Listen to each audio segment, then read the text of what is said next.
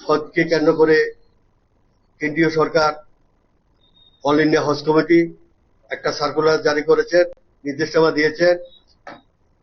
সেটা হলো আগামী গত 7 জুলাই থেকে 2025 থেকে 31শে জুলাই 2025 পর্যন্ত আমাদের অনলাইনে যারা 2026 সালে হজে যাবেন তারা ফর্ম ফিল আপ করতে পারবেন।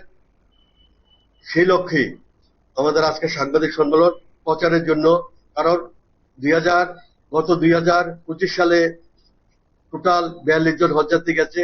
এবার যাতে বেশি পরিমাণ 2026 সালে হজে কবুল করে হজে যাওয়ার জন্য প্রস্তুতি নেওয়ার জন্য, প্রচারের জন্য আজকে আমাদের এই সাংবাদিক সম্মেলন।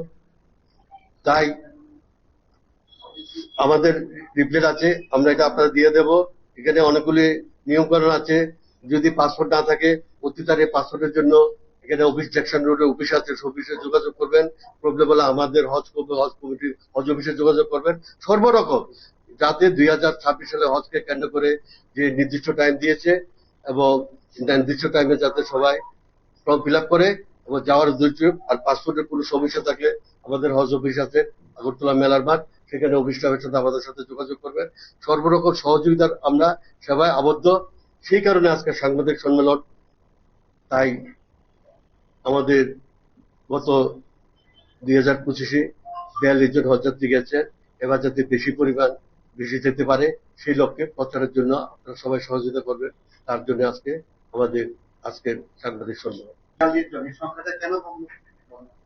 বন্যার কারণ বিভিন্ন কারণে আর দ্বিতীয় নাম্বার বিভিন্ন কারণে। এটা তো নিজের ব্যাপার।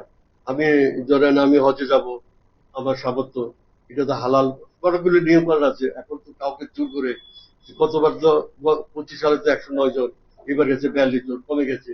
যাতে এবার না কমে সবাইকে আগ্রহ উদ্দীপনা করার জন্য, যাতে যথাসময় যাদেরকে সিস্টেমাইজ যে কাজগুলি হয় টের দেওয়ার জন্য, এই জন্য আমরা আগাম সাংবাদিক সম্পর্ক যারা হজে যায় তাদেরকে কি ধরনের সহযোগিতা করা হয় বা কি ধরনের সরকারি ভাবে কোনো সাহায্য আছে কি?